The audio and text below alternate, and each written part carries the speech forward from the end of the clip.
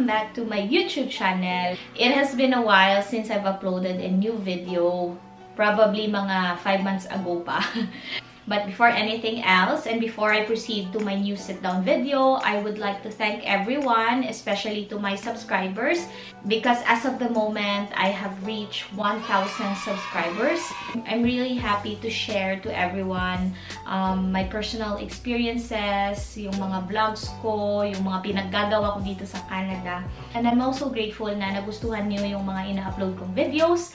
And dahil dyan, marami pa akong i-upload na videos. Alright, so I think this is the most awaited sit-down video kasi marami akong natatanggap na messages sa Facebook page ko. And then at the same time, marami akong nababasang comments regarding my immigration experience. And then marami ding nagtatanong kung paano ako nag-migrate dito sa Canada.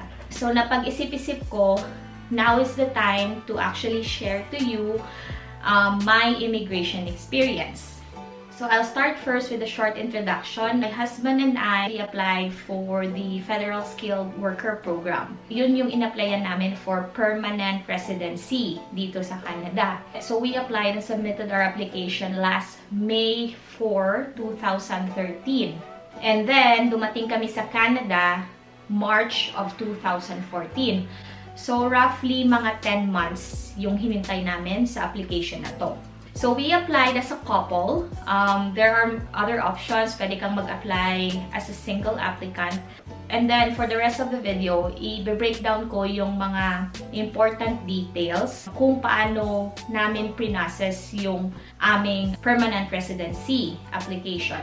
So, just a disclaimer, I don't work under an agency or a consultancy firm. All of the things that I will discuss here is coming from my personal experience. And at the same time, magre-reference din ako coming from the Citizenship and Immigration Canada website. So basically, some of the information will be coming from that website. So first things first, I will discuss to you the 6 selection factors. So yung 6 selection factors, ito yung mga required documents that you need to submit in order for you to apply under this Federal Skilled Worker Program. So the 6 selection factors under the Federal Skilled Worker Program are language skills, education, work experience, age, arranged employment in Canada, and then your adaptability points.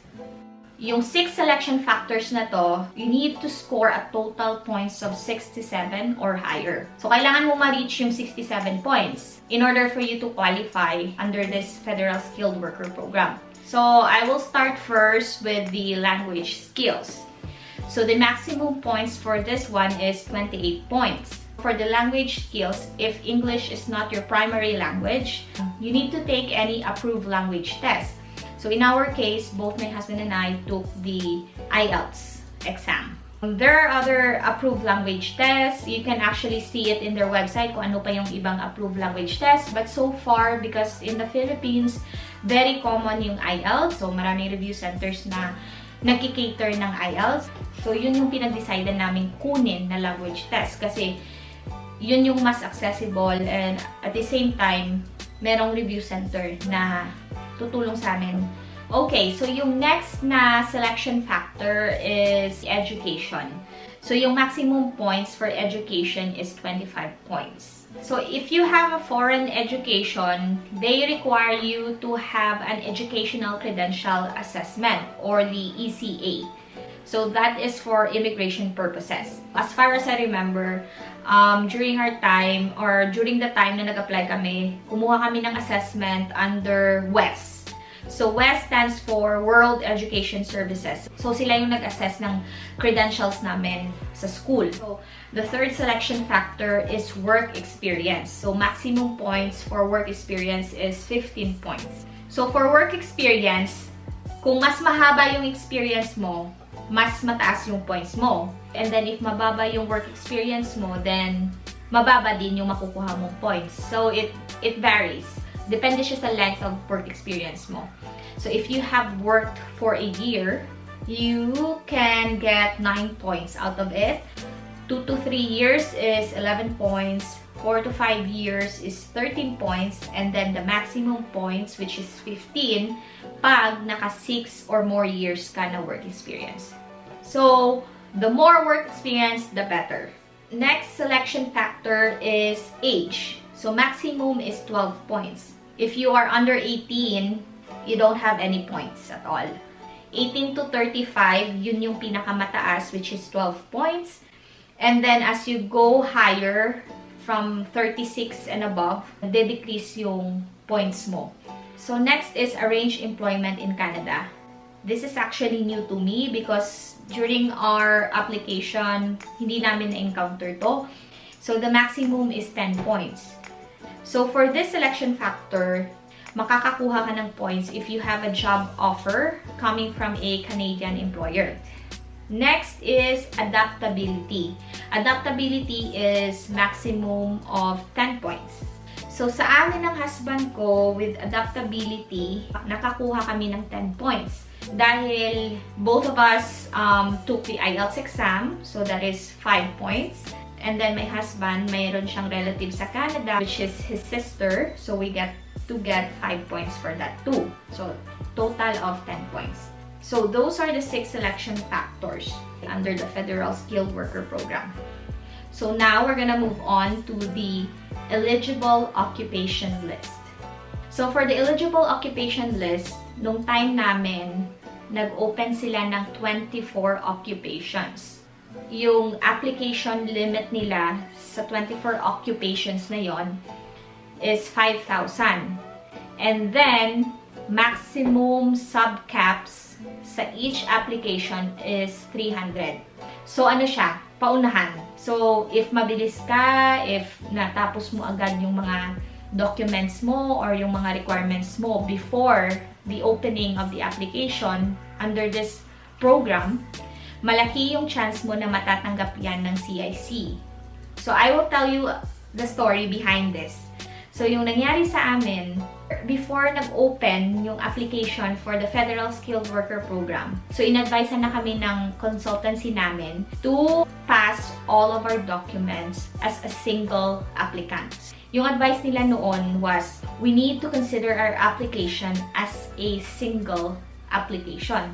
The reason behind why they want us to submit our documents as an individual applicant, it's because pag nag-open or pag nag-release yung CIC ng occupation list, there is a tendency na meron silang tatanggaling profession and then meron silang i-add na profession. So, parang hindi mo malalaman until they actually post the 24 eligible occupation list. I forgot to mention, I was a registered nurse in the Philippines. So, yun yung profession ko.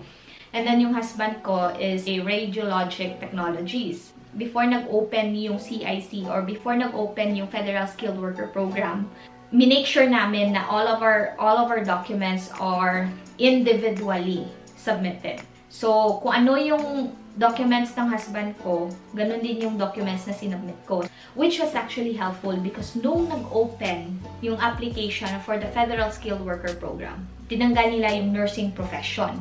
And then, they added the radiologic technologies profession, which was my husband's profession. So, nung nangyari yon, yung ginawa ng consultancy namin, sinwitch lang yung application. So, ginawa nila automatically yung husband ko as the principal applicant and then ako yung nag-secondary applicant. So, if ever, like for example, pag nangyari, if yung nursing profession was actually there and yung radiologic technologist profession was the one that was taken out. So, yung gagawin ng consultancy namin is to make me as the principal applicant and then yung husband ko magiging secondary applicant. It was also a blessing na tinanggal nila yung nursing profession because to tell you the truth, marami kang magiging kompetensya if you are a registered nurse, mas mabilis ma-reach yung quota or yung limit cap nila na 5,000 or yung sub cap nila na 300. So, now let's move on to the fees or application fees. To tell you the truth, I already forgot kung magkano yung binayaran namin in total, but coming from the Citizenship and Immigration Canada website, they actually posted the application fees for the permanent residency application. So now let's go over the show money or proof of funds. So ito, naalala ko to. When we applied for this program, yung show money na ni-require sa amin was 750,000 Philippine peso. And then yung ni-require nilang document was a bank draft. So doon nakalagay yung total amount ng show money namin.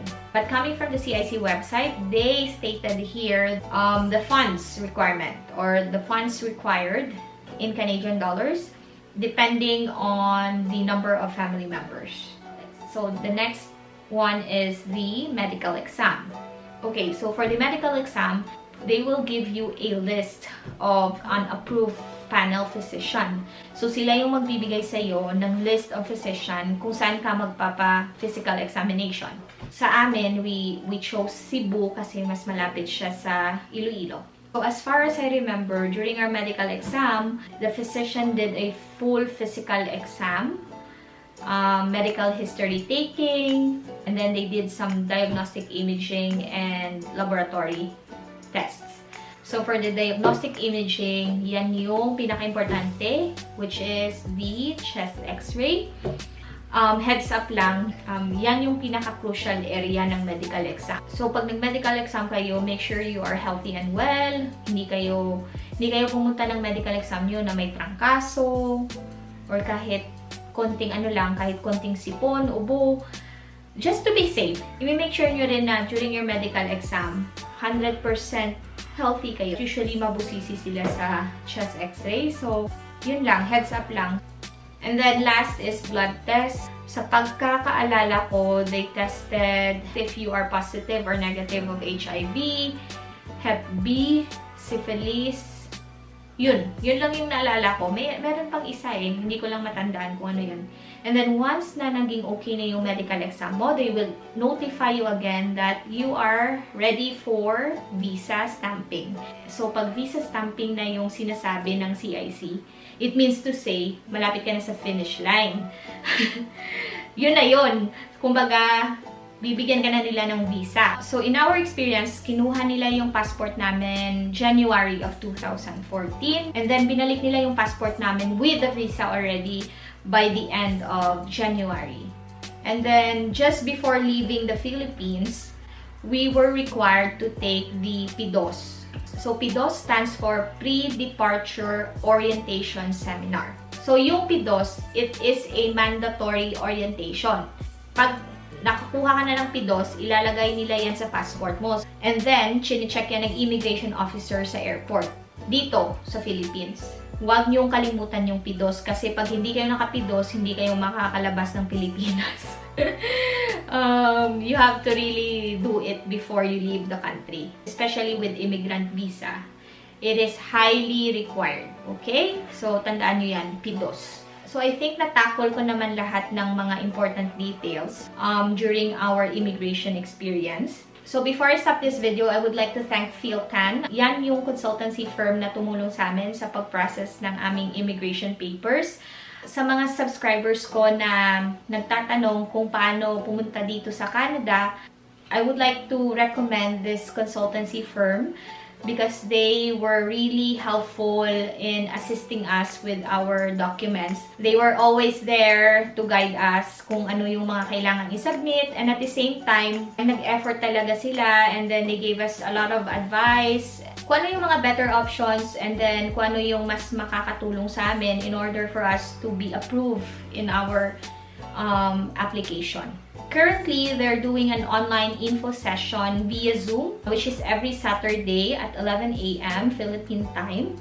You can also add on Facebook, Ma'am Madeline Matianzo Puig or Sir Vincent Puig. Just give them a message through Messenger if you have any inquiries kung paano mag-apply or paano mag-start ng application nyo papunta dito sa Canada. So, if you are planning to come here in Canada, I wish you all the best.